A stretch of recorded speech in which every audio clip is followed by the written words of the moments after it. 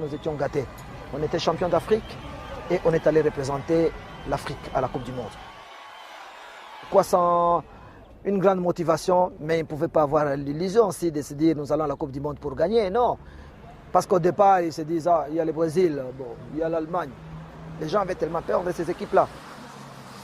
Bon, ils ont dit non, écoute, on va y aller, on va jouer, mais je crois on leur avait demandé de ne pas être ridicule. Probablement inquiètes, les autorités zaïroises envoient en Allemagne une sélection plutôt insolite.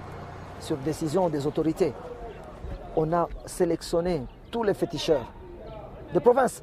Les meilleurs féticheurs sont arrivés à Kinshasa, ils étaient dans l'avion, ils sont partis en Allemagne. Je les ai vus arriver avec des types qui trimballaient toutes sortes de choses. Des sacs, des herbes, des tas de trucs qui dégageaient des parfums bizarres. Il leur disait « Tiens, mange ça » ou encore « Va au cimetière et fais telle ou telle chose, rapporte-moi un os humain ». N'importe quoi.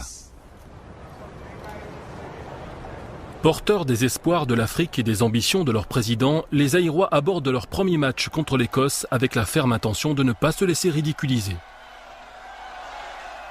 On a très bien joué parce qu'en arrivant en Allemagne, on nous a promis de toucher les primes de participation après les premiers matchs contre l'Écosse. On a très bien joué contre eux parce que l'entraîneur de l'Écosse nous avait promis de nous battre à 11-0. On a joué, on a perdu 2-0. C'était ça. J'étais très content vraiment. Mais au sein de l'équipe du Zaïre, la joie fait bientôt place à la colère, car les primes promises ne sont finalement pas versées. Oui, parce qu'on était sûr après le match de l'Écosse, on pouvait toucher notre prime de participation. Mais la veille du match, on nous a promis qu'il n'y a rien. Alors il y a eu les problèmes d'argent, toujours, les équipes africaines. Il y a eu la prime de la FIFA. Bon, les joueurs à l'hôtel, ils ont appris que on avait donné beaucoup d'argent pour eux. Alors avant la Yougoslavie, ils ont exigé l'argent. Ils ont dit, on nous a dit de donner l'argent. Ah non, il n'y a pas d'argent. Alors il y a eu un climat de méfiance. Les joueurs d'ailleurs, 2 heures avant le match, ont refusé de jouer. Mais ils ont joué avec la détermination de ne pas s'engager. En fait, les matchs de la Yougoslavie, ils l'ont saboté. Ils n'ont pas voulu jouer. Et ils l'ont perdu. Certains commentateurs verront dans la prestation du Zaïre ce jour-là le signe de l'immaturité du football africain, alors qu'en fait, les joueurs avaient tout simplement décidé de se mettre en grève. On ne voulait pas jouer. Si vous voyez les films, on ne voulait pas jouer. On marchait sur le terrain. C'était clair. Il faut visionner bien les films. C'était clair. Le Zaïre perdit 9-0.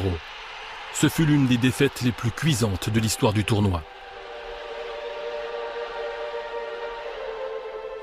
La réception des joueurs à leur retour était aux antipodes de l'accueil qu'ils avaient reçu après leur victoire en Coupe des Nations. On avait tout mis à mal. Tout était oublié. Tout était tombé après la Coupe du Monde. On était tous tombés. Et je vais vous dire quelque chose. Nous sommes revenus de la Coupe du Monde. On n'a même pas trouvé l'accueil. Au retour, on n'a pas trouvé l'accueil. Personne à l'aéroport. Nous avons été ramassés par des taximens, c'est-à-dire des fanatiques qui nous aimaient, qui nous ont trouvé qu'on traînait à l'aéroport. Vous voyez, c'est cette réserve-là qui nous a été réservée.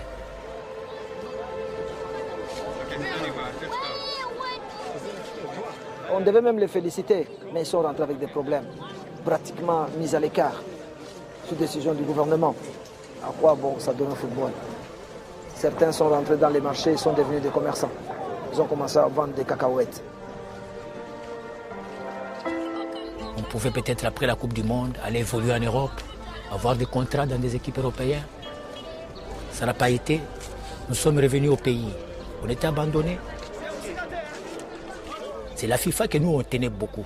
Parce qu'on savait bien qu'après la Coupe du Monde, un joueur qui a joué la Coupe du Monde doit être quand même quelque part riche. Même pas riche, mais noble. Mais nous, si vous arrivez à aller voir là où nous habitons, vous allez pleurer. Vous n'allez pas accepter d'aller vivre. Vous ne vivrez jamais dans ces conditions-là. Et c'était ça, et c'est ça. Je pense que c'est un réveil. Le Cameroun, s'il avait commencé aussi pour la première fois, certainement qu'il aurait eu des problèmes. Je pense qu'il faut qu'on pardonne quand même la RDC. Mais c'était une équipe sans expérience internationale, sans le niveau international, qui est tombée dans la cour de grands. Mais nous étions les premiers, nous étions les sacrifiés, mais nous avons ouvert la voie pour le continent africain, je crois.